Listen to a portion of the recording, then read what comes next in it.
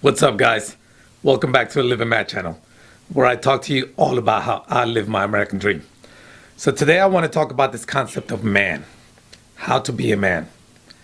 Now I'm going to tell you, first of all, I really have no idea how to be a man. I know what society has told me means to be a man. I know what culture has told me to be a man. I know what TV tells me, the industry, all these advertisers. I know all these things. But what I've come to realize after all these years, I'm 41, about to be 42 now, is that I still don't know what it means to be a man. Now I've developed a sense of who I am as a man, but even that has changed over the years. And even now, in my 40s, I'm starting to redefine it. So some things that they tell us, right? If you're a man, you got to be physically strong. If you look all, small and weak, you're not a man. You're not a manly man. They tell us that men are supposed to be brave and tough. You're not supposed to back down from danger. You're not supposed to back down from anything or anyone. They tell us you should be handy. That, if something goes wrong with your car, you should be able to just pull over and fix it. And that something needs to get fixed in the house. Grab a tool from your garage, from your vast shed of tools, because you've got every tool known to man, and you fix it. That's definitely not me. I know how to do an oil change. That's about the extent of my knowledge with cars. They say that a man has a way with the ladies because you're not a real man if you can't get the ladies. They tell us that as a man, you should have a forceful personality. Now, what that means exactly, I'm not sure. I guess it means you should be tough in the sense that people just kind of do what you say. You walk into the room and you kind of put off this vibe that you're in charge. You're not a pushover. You're not soft-spoken, I guess. They say men don't cry. I know for a long time I definitely believed that men don't cry. I was definitely raised to believe that men don't cry. For a long time I didn't cry.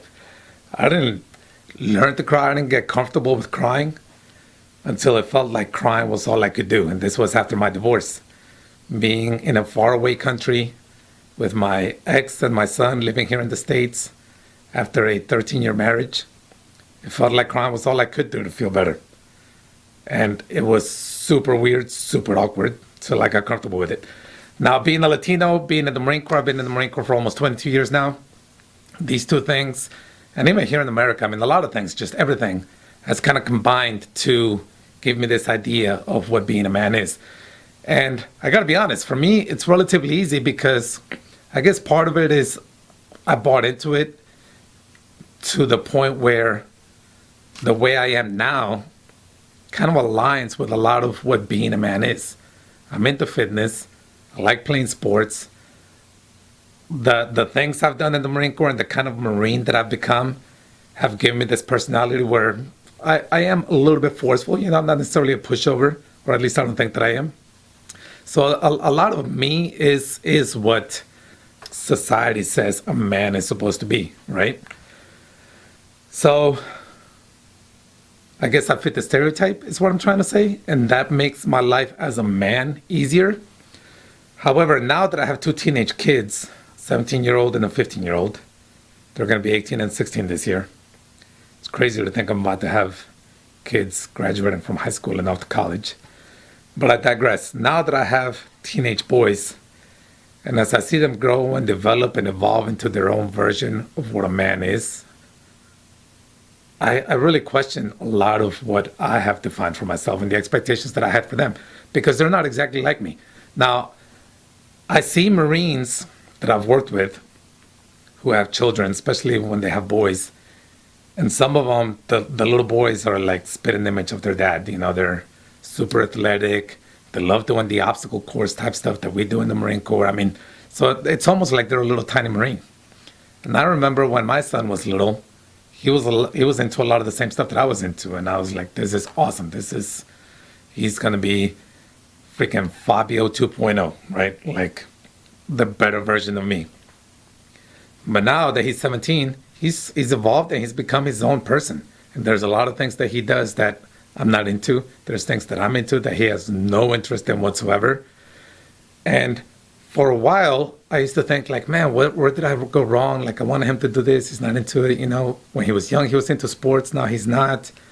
And just things like that. And I would question if I did something wrong or if there was something going on with him that maybe I needed to fix or change or guide, adjust.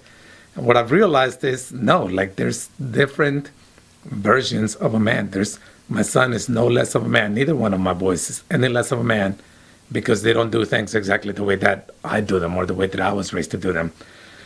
And this realization is what's really kind of brought things around for me. Really, in the last, I would say, three years, maybe 4 years or so, and even more so in the last 2 years, where I'm having to grapple with this concept of what is a man, and I want to understand it because as my boys enter adulthood and become adult men, I want to be able to guide them. I know that it's not going to end when they turn 18 and go off to college and do their own things. I want to be able to guide them, but I can't guide them if I don't know myself what it is I'm trying to guide them to. And at the same time, I'm starting to realize I can't just guide them down a very straight and narrow path because my path may not necessarily be their path for what it means to be a man, to be an adult, to be a husband, a father, whatever the case may be, whatever they choose to be in life. So really, I have to give them some boundaries, or I should try to provide some boundaries, but I can't just say this is exactly what you got to do. So there's a couple things that I think about as I guess think about this whole issue of what it means to be a man. First of all, we need to redefine what it means to be a man. I have a certain way that I behave, and like I said, it's rather stereotypical, I guess, of a man. But I can't look at another man who maybe is not into sports, who maybe is not into fitness and all this, and say, well, he's not a man because he doesn't do this. No. A man can be a man and not do anything that I do. So we need to redefine what it means to be a man. We as men need to learn to be comfortable in our own skin. That's hard because society, again, puts so much pressure on us to be a certain way. And they do the same thing for the ladies. But as a man, I'm not gonna speak for the ladies. But I know they do it for the ladies as well, where they say you have to be a certain way. We have to stand up and say no. I don't care what you think. I don't care what society says I have to do or be. I'm going to be me, regardless of whether it fits the mold that you have built for me. And that's super hard. It's going to take a lot of practice, a lot of confidence, a lot of just swallowing your ego and your pride to step forward and do what you think is right for you, regardless of what anybody else says. We also have to stop assigning gender roles. This is something I did for a long time. Again, I was raised a certain way. Between Latin culture, Marine Corps, U.S. society has taught me certain things. Women do this, men do that. Now I'm starting to realize it doesn't have to be that way. It wasn't until just a couple years ago, I don't remember the exact year, maybe 6, 7 years ago, that we decided, hey, women can serve in combat roles in the military. It's now when I look back on it, it's hard for me to fathom the fact that for a decade and a half, I served in the military, I served in the Marine Corps, and never really questioned the fact that women didn't serve in combat arms.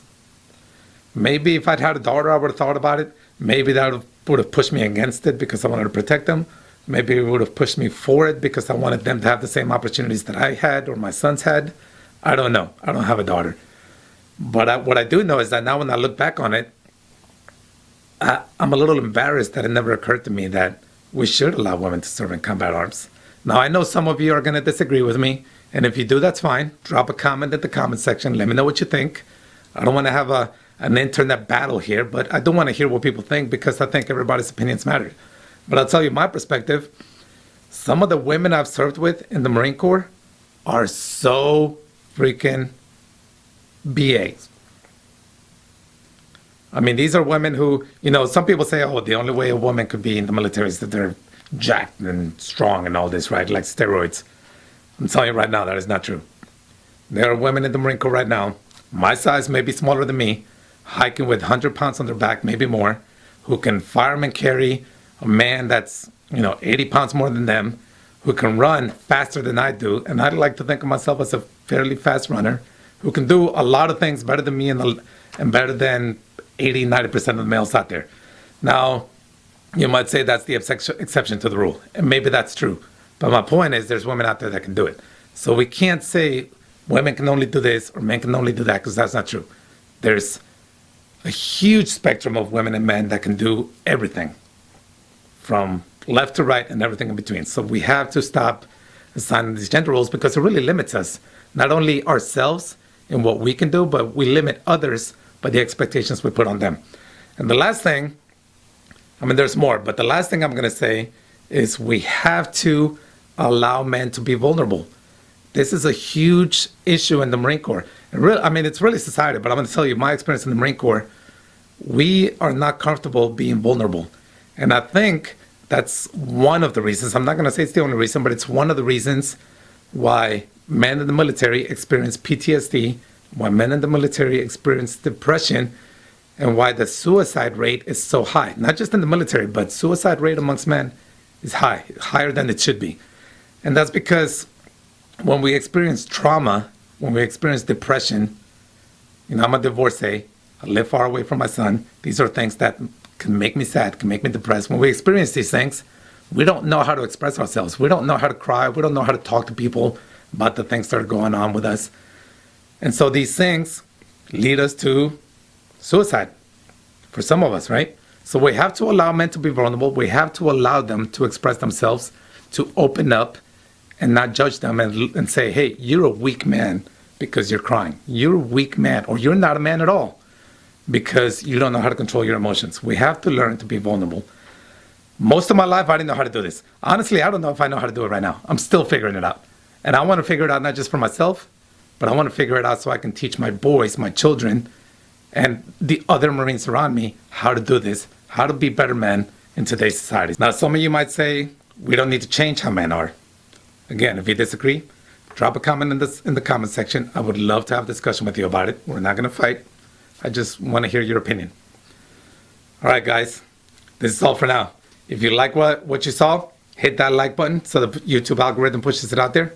If you want to see more, hit that subscribe button so you're notified when I upload another video. Otherwise, see you in the next video.